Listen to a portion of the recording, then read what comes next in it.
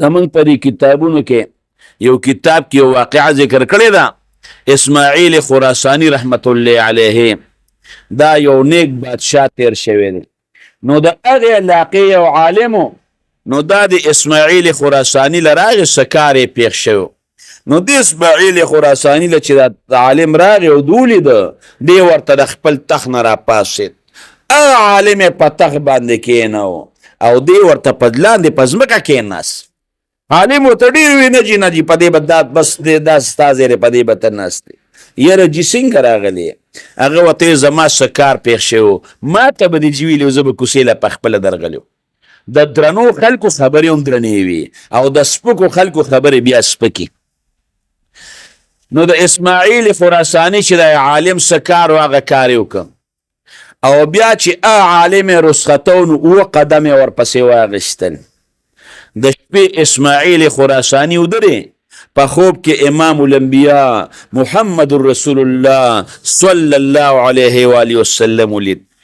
پاک پیغمبر ورکوت اسماعیله زما د دین عالم راغی، هغه دې په تخت باندې کېنو چې تر څو پورې ته جمدې بادشاهي او تخت به ستا په جون ستا وي، تا نه بیا څوک اخلي نه.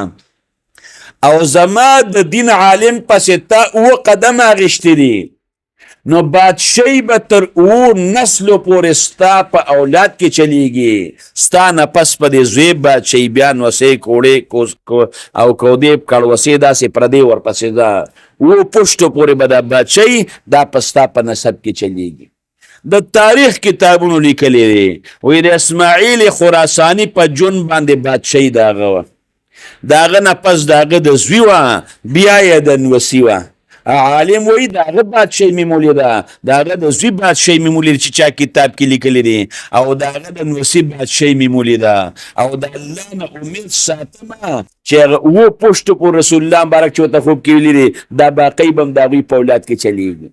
نو د دې نه زموږ علما مسایل راوباسي چې چا د عالم قدر وکړه الله به له عزت ورکوي، ځکه تر مرګه پورې به ته بادشاه یې، په تخت به ناست یې، دا عزت دی که نه. او چې چا د عالم قدر وکړه الله به نارینه اولاد ورکوي، زوی به د بادشاه وي، نوسۍ به د بادشاه وي، کړوسۍ کودې به د بادشاه وي پشته پورې. معلومیږي دا چې الله به نارینه اولاد هم ورکوي. او دا مسله ته الله راوباسي دا نارینه اولاد به الله په ماشوموالي کې وجني هم نه، دا به الله پاک ځوانۍ ته رسوي. ولې؟ ځکه بادشاه ځوان هغه ماشوم نه وي، نو دا به الله ځوانۍ ته رسوي. او دویمه دا ده چې ځوانۍ ته الله ورسوي نو الله پاک بدل هم اولاد ورکوي، زوی له بیا هم اولاد ورکوي، ځکه چې له 7 پشتو پورې چلیږي نو جینکۍ بادشاهان نه جوړېږي، زامن بادشاهګانې جوړېږي، هلکان جوړېږي. نو ورونو د علماو قدر کوي. عالم درته ترخه خبره وکړه، ستغه خبره یې درته وکړه، کنځل یې هم درته وکړل، د عالم په مخ باندې مه لګه. د عالم قدر وکړه، د طالب قدر وکړه، خپل زور وزغمه، خپله پیسه وزغمه. او کنه ځان ذلیله کول غواړي، ځان رسوا کول غواړي، خپل خاندان رسوا کول غواړي، نو بیا تکړه شه. عالم خو بیا ستا په شان یو عام انسان دی. عام انسان چاته ګازر هم نه ښکاري، که ګریوان ته ورته وردانګې او که د هغه په مخ باندې لګې، تکړه شه، خدای به دې رانیسي، وخت په پکې وي. ابو جهل د امام الانبیاء د محمد رسول الله دشمن وکنو. تاسو نه تپوس کوم، تاسو نه تپوس کوم وکنو د پاک پیغمبر مبارک دشمن د چا دشمن دی؟ د الله دشمن دی. او پاک پیغمبر مبارک سره دې ظالم څه نه دي کړی، او رسول الله مبارک د ده د وجې نه لاړ مدینې منورې ته کلی ورته پرېښود.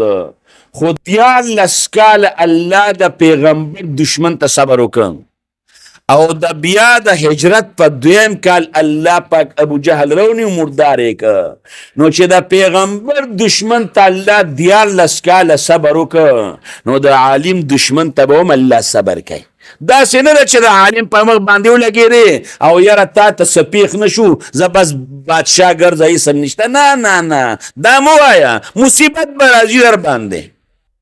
د پیغمبر دشمن ته الله دیارلس کاله صبر کوي نو د عالم چې کوم دشمن دی په ده به آفتونه راځي په ده به مصیبتونه راځي خو وخت به پکې وي داسې سمدستي الله څوک نه رانیسي او بیا هغه آفتونه او مصیبتونه هغه لکه چې د تسپو دا تار وشلېږي او یو مرۍ پروز یو پسې بلی دا بیا پرله پسې وي یو به تللی نه چې بل به راځي بل به تللی نه چې بل به راځي